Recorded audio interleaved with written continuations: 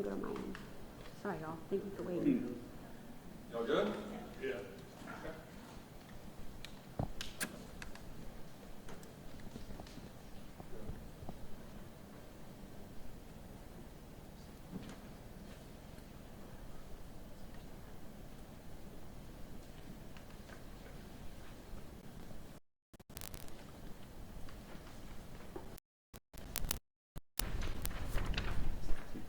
You want to come?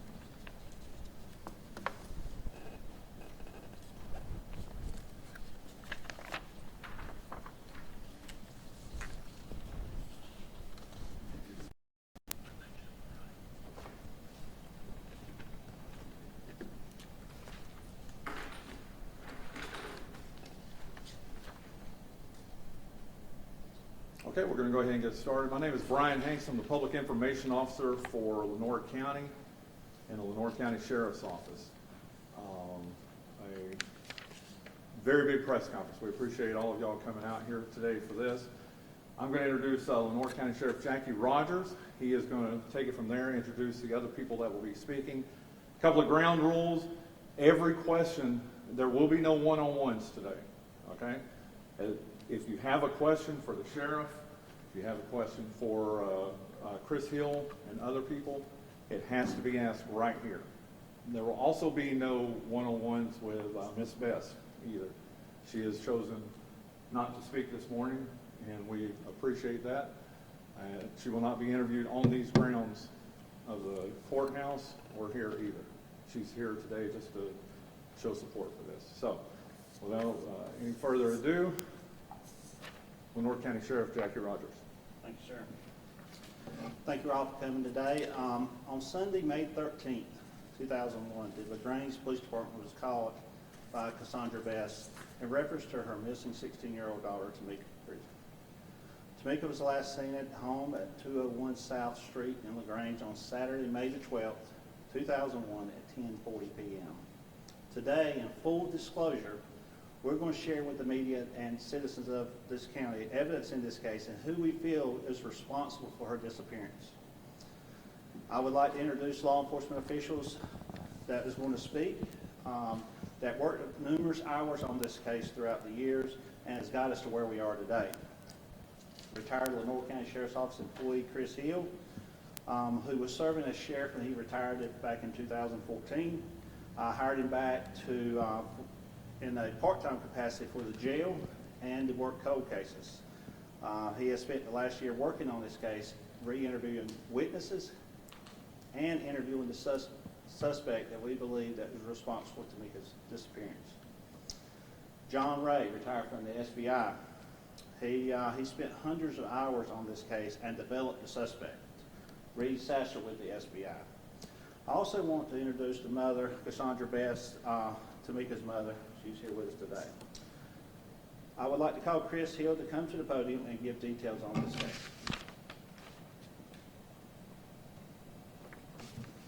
Good morning. I'm going to provide some context to this particular case, and then I'll move through it as quickly as I can. On May the 12th, 2001, just after 9 p.m., Timeka Pridgen, age 16, and her mother, Cassandra Bess, had just returned home to 201 South Street, LaGrange, after spending the day shopping in and around Goldsboro. As with many teenagers, Timeka began calling and conversing with her friends by telephone in the living room of the home. Her mother, Cassandra Bess, decided to take a nap in a bedroom that's adjoining the living area where Timeka was at. Before she was to go out with her boyfriend at that time, Eric Earl Mercer Moore.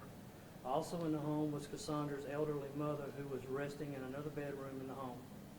Just before Timeka went missing, Cassandra received a call from Eric Moore on a second phone line, who stated that he would arrive at her home within 5 minutes. Cassandra fell back asleep, but was later awakened by the front door slamming and what she thought was Eric Moore's car rapidly driving away from her home. She did not investigate and believed that Moore was upset because she was not ready to go. About an hour later, she received another call from Eric Moore, who apologized for not coming to LaGrange. Cassandra stated that she became concerned and confused because she thought, based on the noises she had heard, and that he would be coming in 5 minutes, that Moore had come to her home and then quickly left. Cassandra hung up the phone because at this point she was concerned about Timeka, and she walked into the living room of the home to look for Timeka, and she could not find her. She noticed that Timeka had not taken her shoes or had taken her pocketbook. On Sunday, May 13th, which was Mother's Day the following day, Cassandra contacted the LaGrange Police Department concerning her missing 16-year-old daughter. Eventually, they enlisted the assistance of the North Carolina State Bureau of Investigation. During the investigation, Eric Moore was developed as a suspect in the case. Eric Moore, a resident of Goldsboro at the time, was questioned but denied any involvement in Timeka's disappearance or traveling to LaGrange on that night. Eric Moore had an extensive criminal history before and after the disappearance of Timeka. From 1988 to 2006, Moore had been charged with or convicted of rape, assault on a female twice, assault inflicting serious injury, second-degree sex offense, second-degree kidnapping, felony larceny on 2 occasions, felony possession of stolen goods, felony breaking and entering, domestic criminal trespass, first-degree sex offense of a child, second-degree attempted sex offense of a child, and 5 counts of employment security violations. In all, he had been sentenced to over 20 years in the North Carolina Department of Corrections. Now, why were we focused on Moore? Cassandra stated that she was called by Moore on the evening of May 12, 2001, and as I stated before, he said he was arriving or would arrive at the home in about 5 minutes. This would have been about 10:19 p.m. before Timeka went missing. When Moore made the call, his cell phone was actually communicating with a cell tower in Goldsboro. Cassandra, who was dozing off and on in another bedroom, but expecting Moore to arrive, thought she heard Moore's car speed away from the home after hearing the front door slam.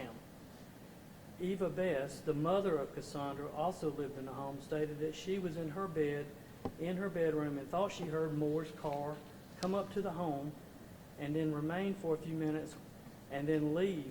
She thought she heard something like someone rubbing against the door and then the door slamming.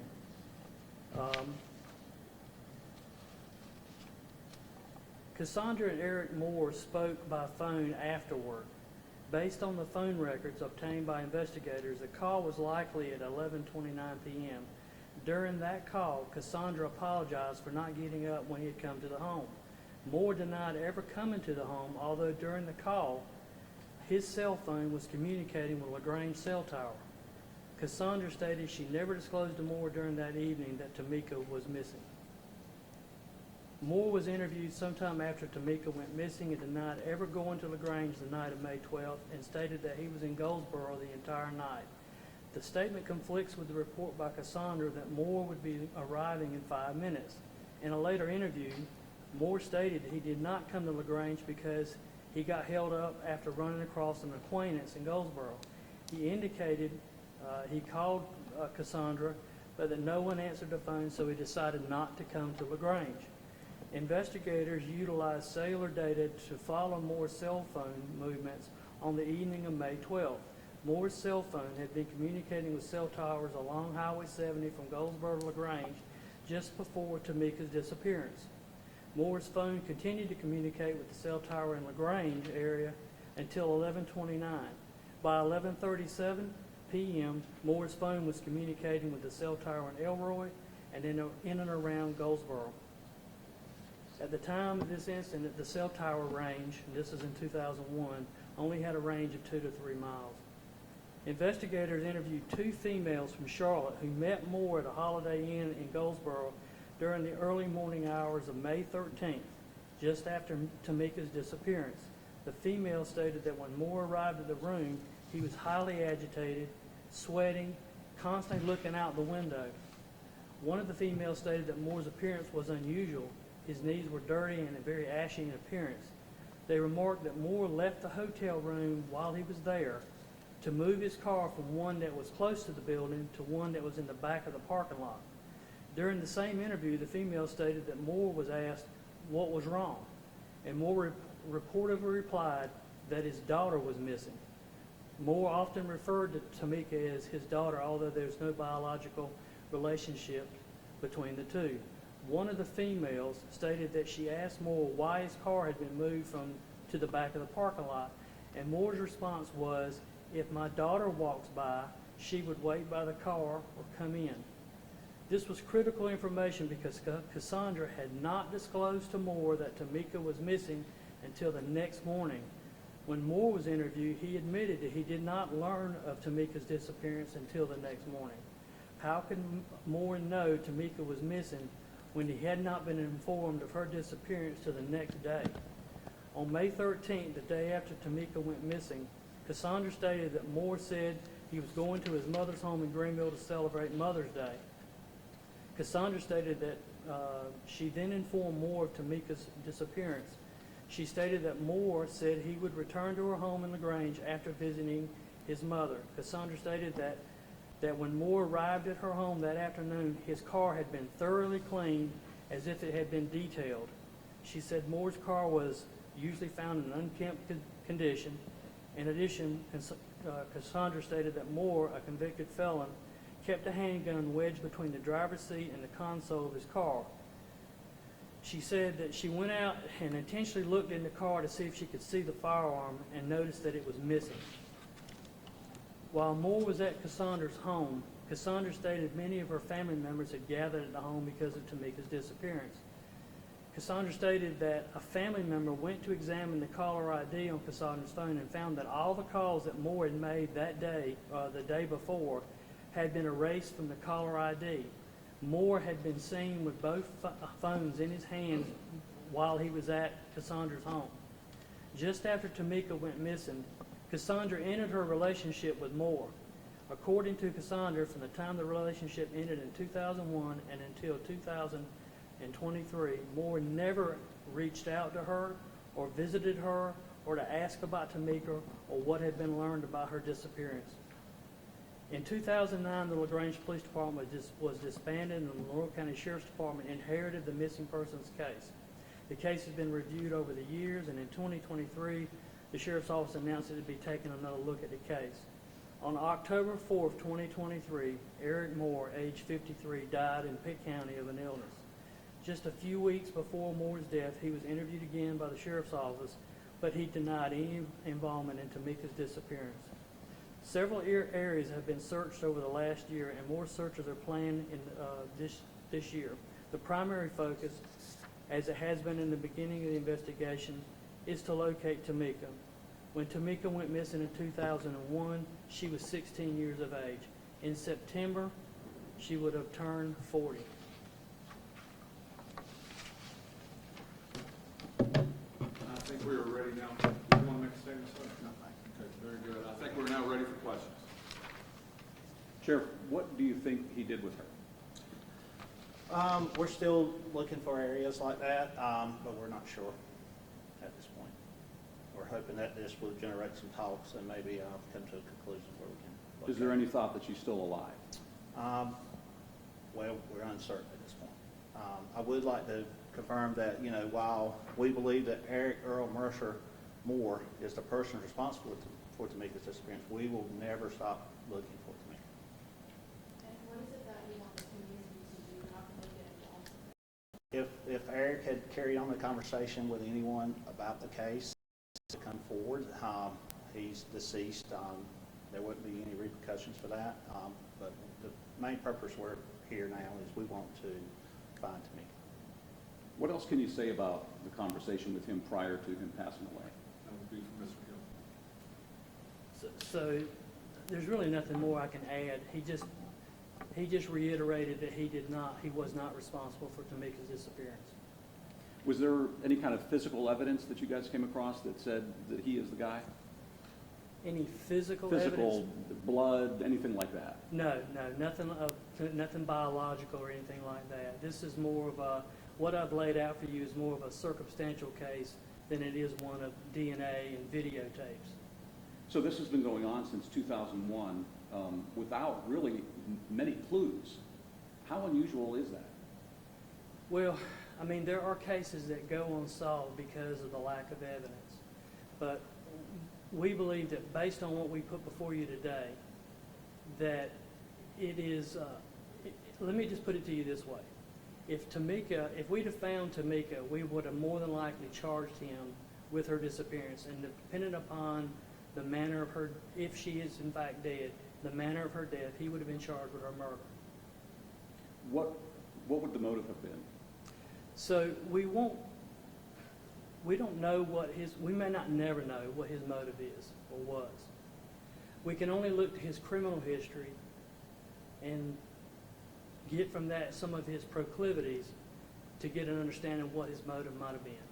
How has technology been utilized in this investigation? Well, I laid out technology in the form of cellular data. I mean, that's pretty common knowledge now.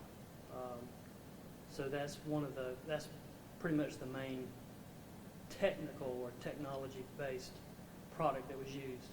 And over the past 20 years, have you guys received a lot of community tips, or has it been more of a struggle to get people to speak up? It has been a desert of information or a lack of information. I wish there was more. That's why we're here today, to continue to educate the public about Timeka. We don't want anybody to forget about Timeka.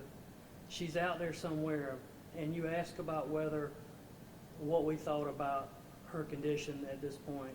And while the sheriff provided an answer to you, and I've talked to Cassandra, her mother, about this, it has been 23 years. So we can only assume at this point that she's no longer with us. When you talk about some tips that have come in from the community, I know I received some, and I passed those along to the sheriff's office.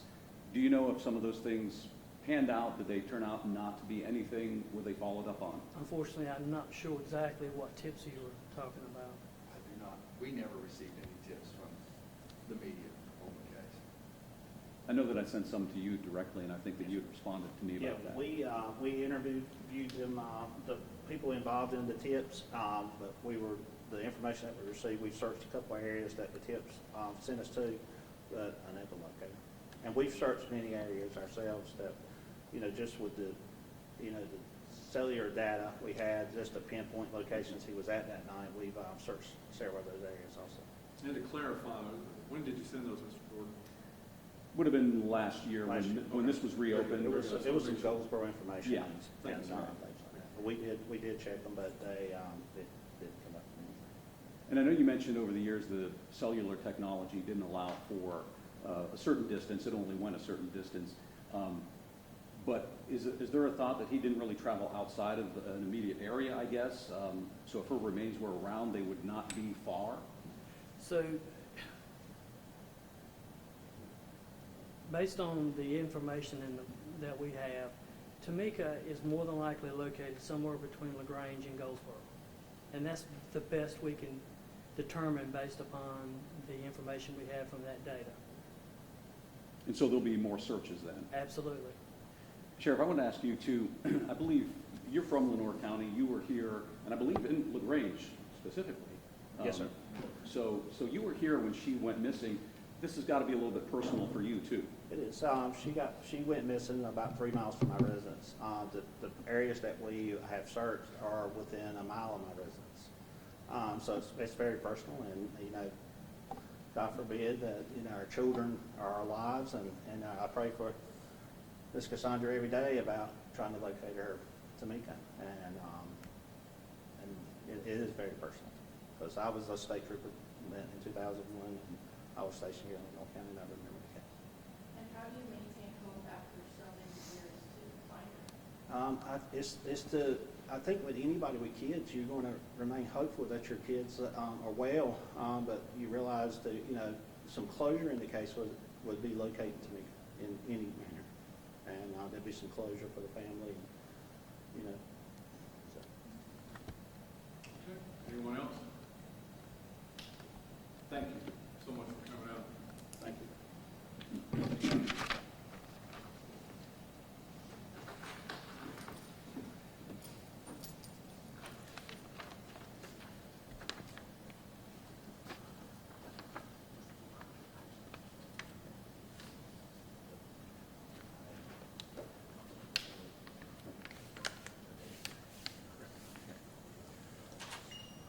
Thank you guys so much for coming out. If you have any further questions, you know how to get in touch with me, and I'll pass those questions on to the sheriff and to Mr. Hill. For clarification, Mr. Hill is a former sheriff of Lenoir County. He was the chief deputy for several years too.